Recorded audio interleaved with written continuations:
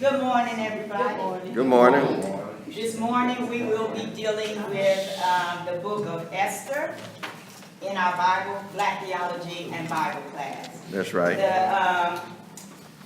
We will also be dealing with the editions of Esther. The key characters in Esther, the Book of Esther, is Esther, who was the Jewish queen of Persia. King Xerxes, he was the king of Persia. Mordecai was Esther's cousin, who adopted her as his own daughter. And Haman, who was a high-ranking official in the Persian government. All right. The Book of Esther is about a Jewish girl who becomes the queen of Persia and prevents the genocide of Jews all over. Now, Esther is said to have lived in ancient Persia about 100 years after the Babylonian captivity. Okay. Many Jews returned from exile to Palestine back to the Promised Land to reestablish the institutions of Judaism. But a lot of the Jews remained in exile, or they did not return.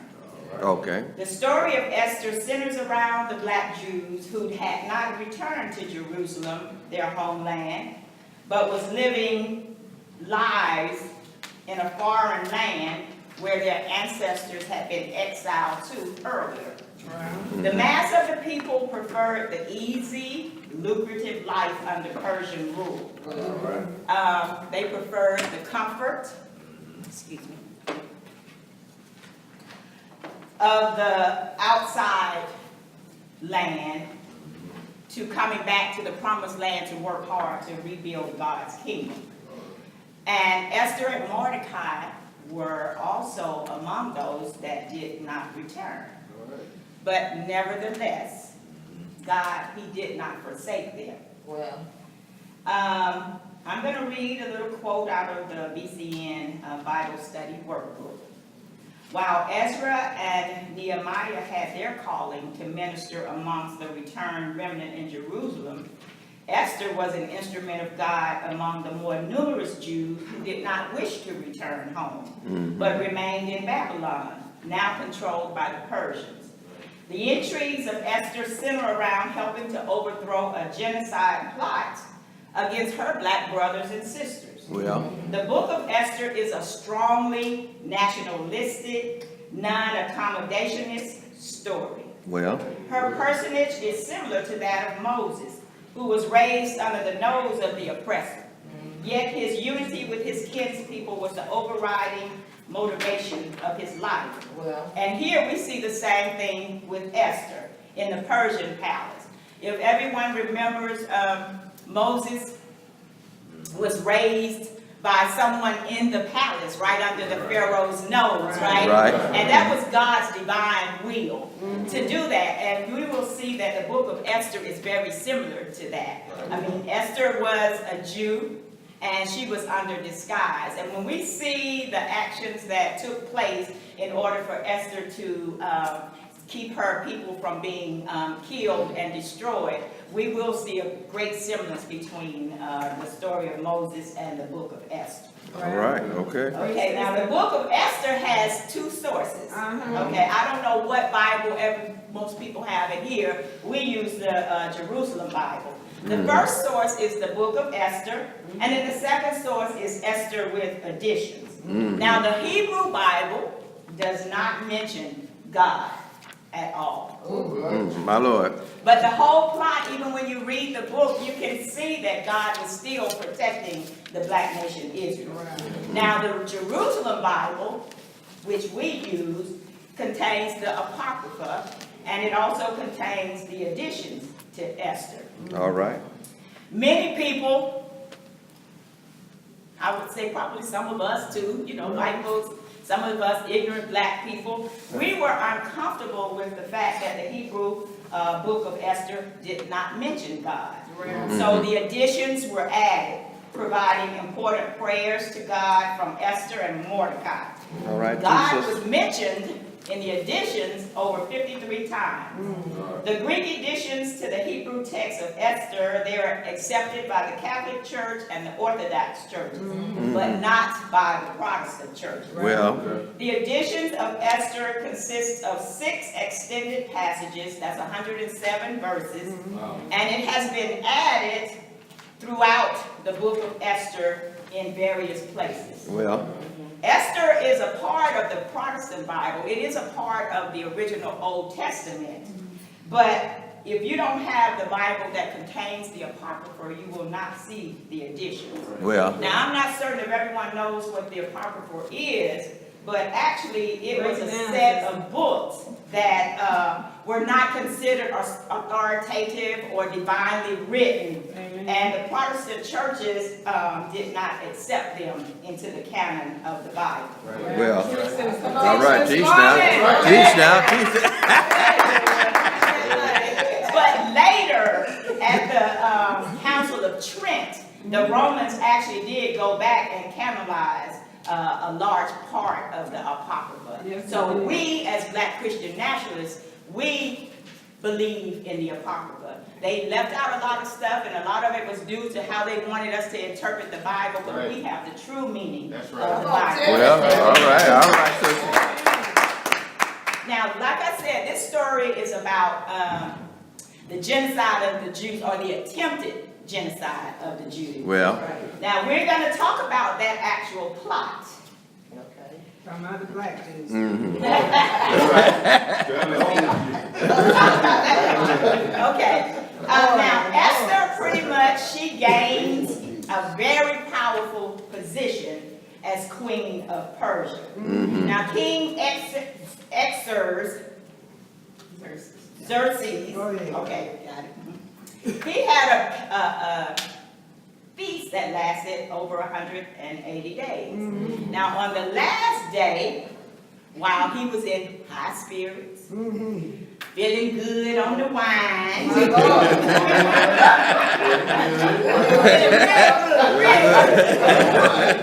he ordered his king Vashti to appear before him and his guests to display her beauty. But when the attendants went to the queen and gave her the king's commandment, she refused to come. well, Okay, so he was furious. Furious with her for refusing to obey. So the king, he called his 7 highest officials because they knew the law and they were very wise and they knew the customs of the land, and he always consulted them on matters such as this. So he wanted to know what to do. What should I do? The queen has refused to obey my command. They told the king, well, Queen Vashti has not only embarrassed you, but she has insulted all the officials and all the men in all the provinces. all of it.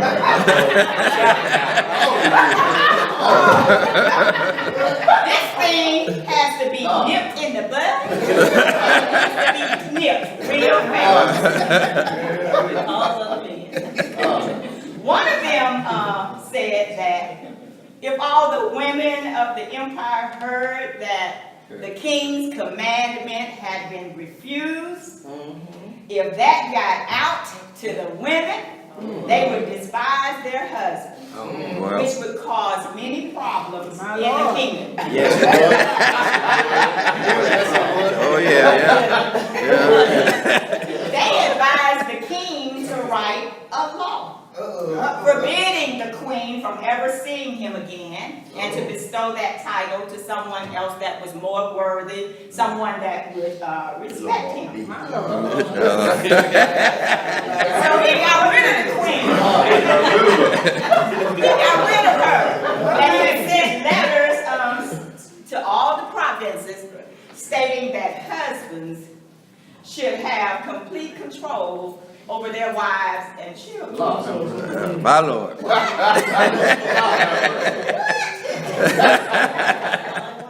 I mean, we can relate today, right? It's a law.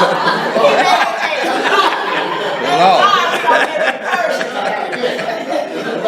Thank God. Okay. Well, so now he was real angry, and after he got over his anger, he started looking for a new queen. There was many beautiful maidens brought before him that he might choose a successor. And the king chose Esther, unbeknowing that she was a Jew. That's right. Esther has spent her life among the Jewish exiles in Persia, where she lived under the protection of her cousin Mordecai. That's right. When Cyrus gave permission for the exiles to return to Jerusalem, she stayed with Mordecai. Mordecai was her cousin, and when her parents died, he adopted her as his own daughter. This is God's work.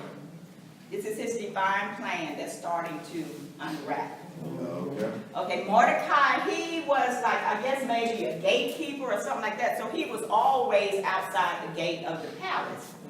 And he learned of a plot to kill the king, and he won favor with the king. Now, while sitting at the king's palace, Mordecai overheard two of the king's eunuchs, Bigthan and Teresh, plotting to kill the king. So now when he heard that, he went back and he told Esther what he had overheard. So Esther went back to the king and told him about the plot to kill him. And when the king found out that it was true, Esther gave credit to Mordecai. So you know that caused a special place in the heart of the king for Mordecai, because he had saved his life. That event went down in the history in the royal book. All right. Okay. Now, can I get someone to read for me Esther chapter 3, verses 5-6? We're going to talk about this plot just a little bit more. Esther chapter 3, verses 5-6.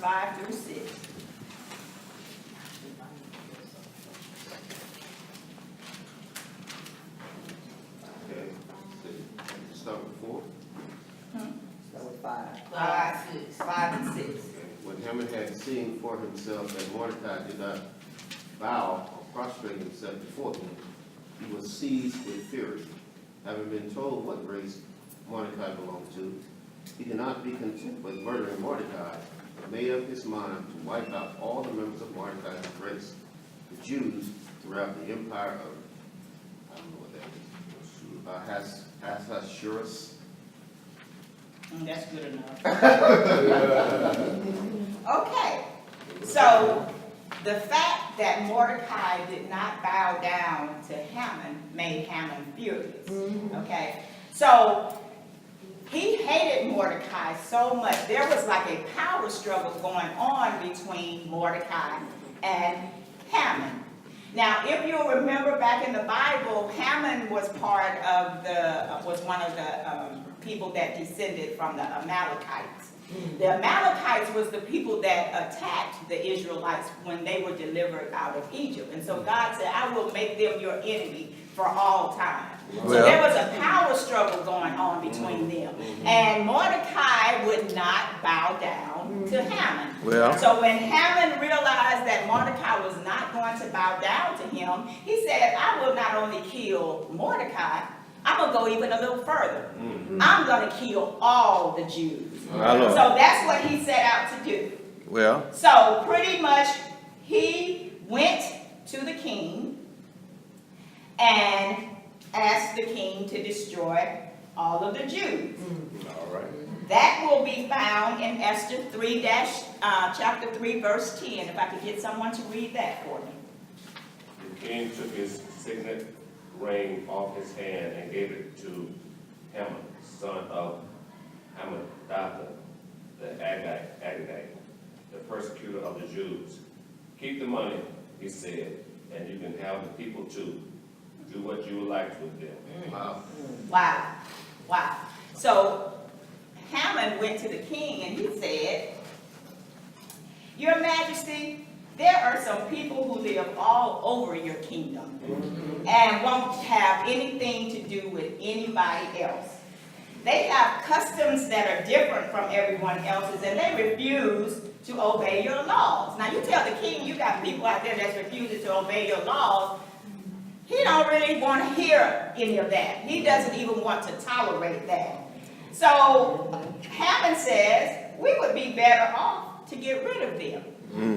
Why not give orders for all of them to be killed? If you do this, I promise you I will give you plenty of money to put in your treasury. Wow. So the king, he granted Haman permission to issue a full-scale massacre of the Jews. Well, On the 13th day of the month Adar, which kind of falls between February and March. So he gave orders for a letter to be posted everywhere that could be seen by everyone all over the kingdom. So, like, here it is. These Jews are living, minding their own business, trying to live their own law, trying to obey the covenant that God has set for them. And Haman could not stand that. He had a problem with the Jews. He was an enemy of the Jews, and he hated the Jews so bad, right? So after the letters were posted, here we go, Mordecai again. I don't know if Mordecai at the gate with his ears and posted it all the time, but Okay, all right, so after hearing about the genocide plot, Mordecai seeks out the help of Queen Esther. But she makes excuses why she cannot help. well, Now, can I get someone to read chapter 4, verse 9 to tell everybody what Esther's answer was when Mordecai sought her help? Well, Chapter 4, verse 9. We're in the book of Esther.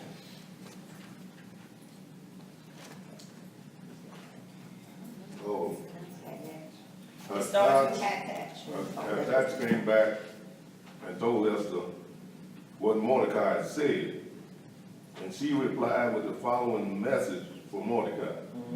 All the king's servants and the people of his provinces know that for a man or a woman who approaches the king in the inner court without being summoned there is one penalty, death, unless by pointing his golden scepter toward him, the king grants him his life. And I have not been summoned to the king for the last 30 days.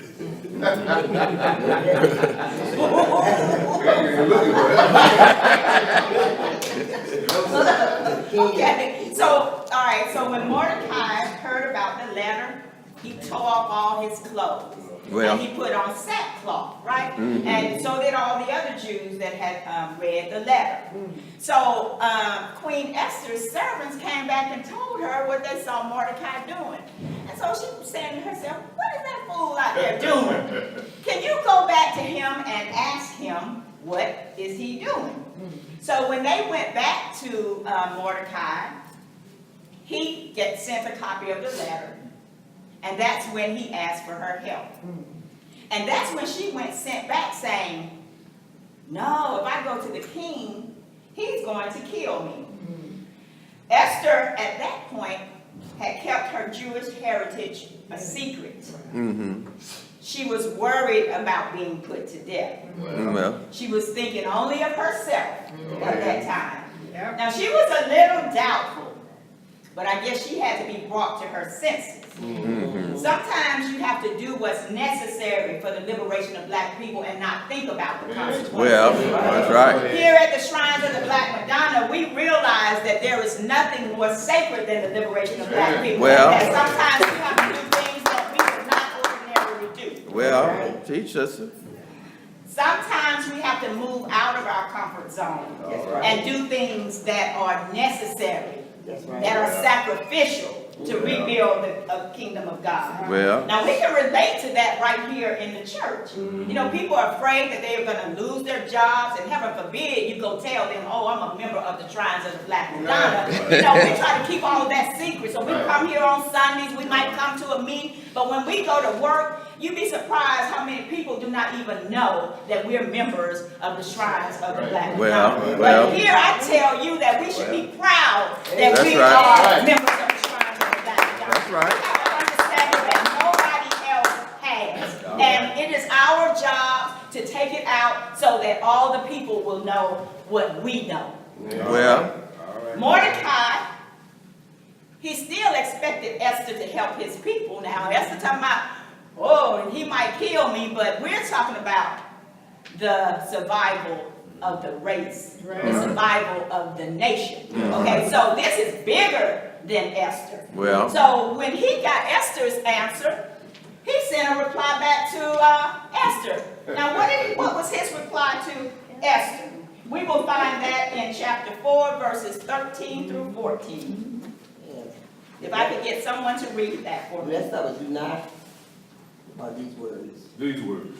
These words of Esther were reported to Mordecai, who sent back the following reply. Do not suppose that because you are in the king's palace, you are going to be the one Jew to escape. well,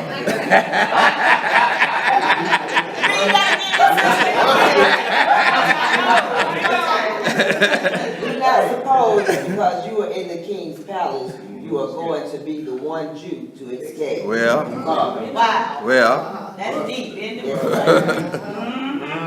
So Mordecai put her in her place. well, Mordecai let her know that God had allowed her to become queen because he had a purpose for her. And that was to protect his people for such a time as this. We see examples of this throughout history, even during slavery. You had the house slaves, and you had the field slaves. well, The house slaves, they was always worried about the field slaves messing up what they had and the relationship with the white folks. well, Okay, Go tell. y'all shouldn't do that. Y'all gonna make it harder for all of us. well, Make it hard for us. It's already hard. that's right. Okay, so although Esther was conflicted with the thought of being killed, she realized that it was bigger than her. So without permission, Esther, he approached the king. She revealed herself. Well, She let the king know that she was a Jew. That secret that she had been hiding all this time, it had to come out. She told the king of the plot to destroy her and her people. Now, all of this came about because Mordecai would not bow down to Haman. Right? Now, so I'm wondering, what's so bad about bowing down to Haman? Why did Mordecai want to bow down? Well, they put in the additions, and hopefully everyone has the book with the additions, they put a prayer of Mordecai in there. And he tells why he wouldn't bow down to Haman.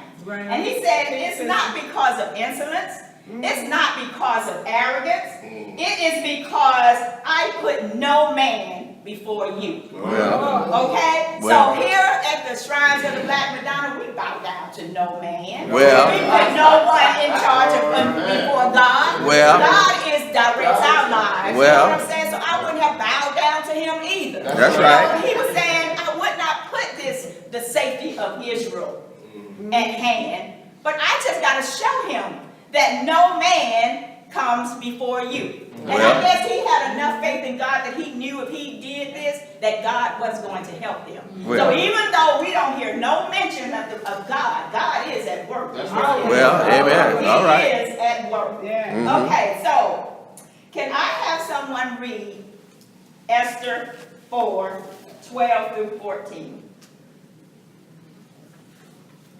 Is that what we just did? I'm sorry. 7, 8. 7, 8, yes. Esther 7, 8? 7, 8. When the king When the king returned from the palace garden to the banqueting hall, he found Haman huddled across the couch where Esther was reclining. What? The king exclaimed. Is he going to rape the queen before my eyes in my own palace? Words were scarcely out of his mouth that a veil was thrown over Hunan's face. Okay. So, pretty much, his plot for the genocide of the Jews is starting to backfire. Right? So, Esther went to the king, even though she thought she might get killed. When she went to the king, he accepted her. And so he said, Esther, what is it that you want? What is it that I can do for you? So she invited him and Haman to dinner. Okay? And when they get to dinner, he's still asking her, what is it that you want? I'll give you half my kingdom. What is it that you want?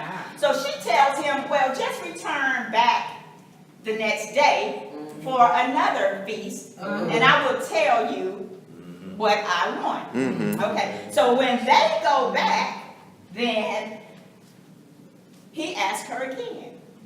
She tells him, there is a plot to destroy me and my people. Well. You know, so the king, oh, what? Who get ready to destroy you and your people? So she said, that evil Haman. So at that moment, Haman began fearing for his life, right? So the tables are starting to turn. The tables are starting to turn. So as soon as the king heard that it was Haman that was wanting to destroy the Jews, he left the room and went outside, right? So Haman already knows that he's in trouble. Well. He knows what the king is about to do. So while the king is away, he falls down on his knees next to Esther, begging her for his life. And guess what? The king walks in at that particular moment, and he said, are you getting ready to try to molest my wife right here in the palace? Wow. Hang him and hang him now, right? Yeah. So all this stuff that he had done to get rid of the Jews and to get back at Mordecai, it was happening to him. Well. So he was hanged. The king declared that Haman be the one that be hanged. Okay? And so from that point, Esther begged for the mercy for her people. And the king had already written a law that allowed them to commit genocide on the Jews. So he could not take that back. Well. His law was irrevocable. But what he did do was write a law that gave the Jews the authority to defend themselves and fight back against their enemy and the people that was trying to destroy them. So the Jews in every province came together to attack their enemies. Now can I get someone to read Esther 9, chapter 2? Chapter 9, verse 2. How about them original Jews? The original Jews, the black Jews. Well. Does it start in their time? And Yeah. in the city, yes. It's kind of difficult to read the Jerusalem Bible, and that is because they have added the And their additions. child throughout the province of King Ahasuerus, the Jews assembled to strike at those who had planned to injure them. No one resisted them, since the various people were now all afraid of them. Wow. Can you read that one more time?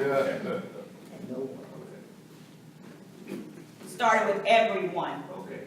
In their town throughout the province of King, you want to read that part there? Keep going. The Jews assembled to strike at those who had planned to injure them.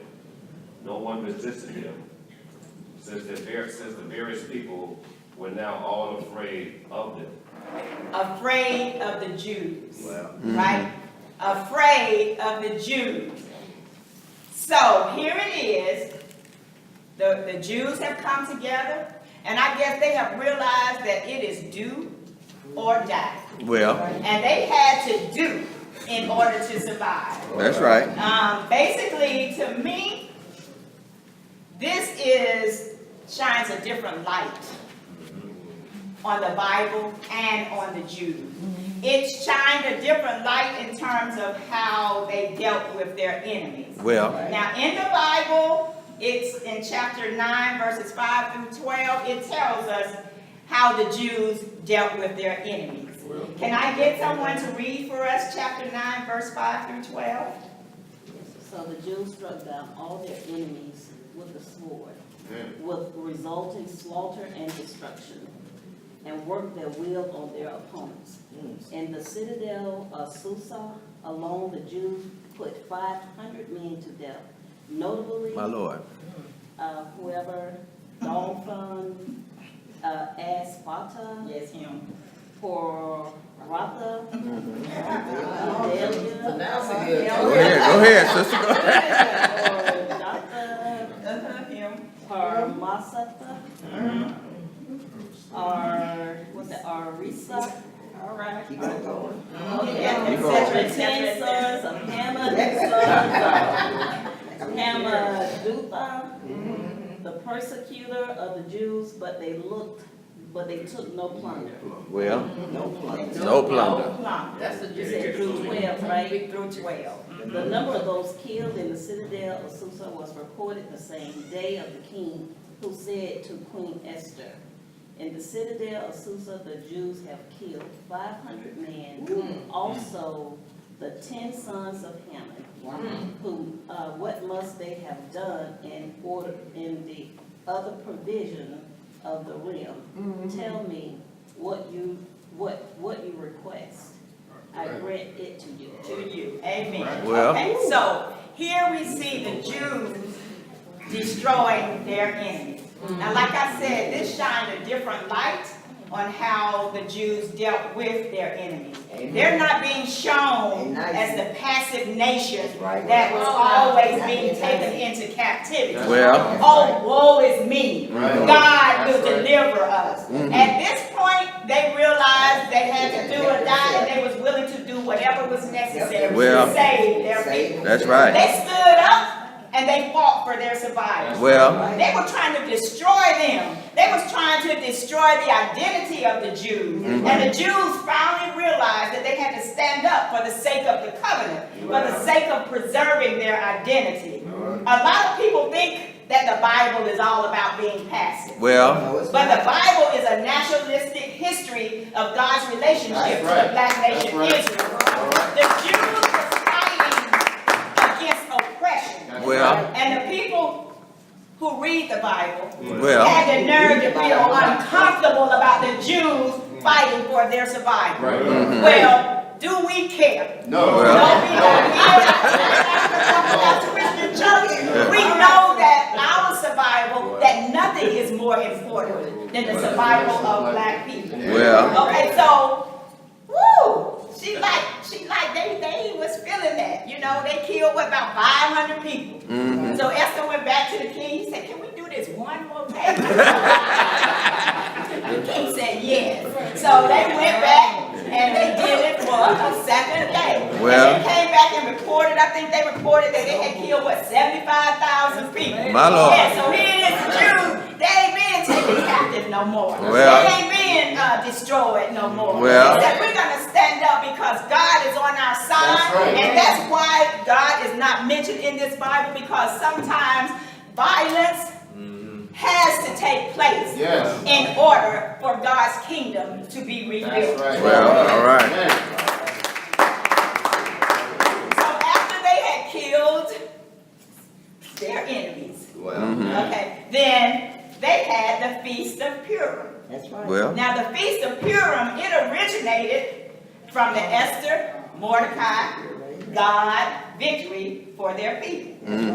Okay, basically, that is a Jewish holiday that commemorates the saving of the Jewish people that's right. from Haman, Well, who was planning to kill all of them. All of them. It's celebrated annually, every year, Mordecai, he sent out a letter to all the Jews and all the provinces telling them, this is a happy day. Well. We must celebrate this every year, which is what they do. So it is annually celebrated according to the Hebrew calendar on the 14th day of the month of Adar. Now here, as in the Pan-African Orthodox Christian Church, we are Black Christian nationalists. Well. We are involved in a nationalist movement. Well. We believe that Black people everywhere should be free. Well. We struggle for the liberation of all Black people. That's right. We realize that we cannot be free until our motherland, Africa, and Black people everywhere. Well, that's right. That's In right. the words of James Brown, I don't want nobody to give me nothing. Come on. Open up the door and I'll get it myself. Here in the Pan-African Orthodox Christian Church, we'll take it a little further. Show us the door and we'll open it ourselves. Well. We ain't even got to wait for you to open the door. Well. The Holy Spirit is evident in the powerless when they struggle to be free. That's right. We seldom recognize God's activity in doing things that are necessary to be restored to the dignity, potential power, and which God built into humanity at the moment of creation. Well, now we're amen. talking about the festival of Purim. It's coming out. Can anyone think of another instance of a festival such as this in the Old Testament? Another All liberation. our Bible scholars in here, yes. Another festival that was similar to this. Pastor? The Passover. There. Passover. Yes, Passover. Okay. All right. And now, what was the Passover? That was, the reference made to the God delivering the nation of Israel in Egypt. From Egypt. Well. Right. This is under the leadership of Moses. And it celebrates the nation's Israel freedom from slavery. Hey, right. Coming out of Egypt. That's right. Now, I need someone to look at the handout and read for me the little quote from the people of ancient Israel. Esther is often said to be the Bible's least religious book. It propounds no turn the other cheek at it. It takes pains not to make any direct mention of religious considerations. Esther, Ruth, Jonah, each reflects the tension that Judah's citizens felt in an era increasingly forced to acknowledge the political supremacy of the Hellenists. The Gentile world could not be ignored. But what attitudes should the faithful cultivate in their relationship with the Gentiles? Esther, Ruth, and Jonah present respective answers to the critical issue. Well. Well, amen. Amen. Amen. And so pretty much by the time the Jews got through with their enemies, it was realized that they was a force to be reckoned with. Now, was it by chance that Queen Vashti defied the king and was deposed? Was it by chance that Mordecai's cousin Esther became queen of Persia over a countless number of beautiful women? Was it by chance that Mordecai overheard the plot against the king? Was it by chance that a power struggle between Haman and Mordecai existed? Was it by chance that the king agreed to allow Haman to kill the Jews? Was it by chance that Esther was not killed when she fled for the lives of the Jews? Was it by chance that Haman was hanged and not Mordecai? Well. Was it by chance that all of Persia feared the Jews? Was it by chance that the Jews defeated their enemies? I come here to say I think not. It was all God's divine plan, and it was part of His will. Our BCN creed states that human society stands under the judgment of one God, revealed to all and known by many names.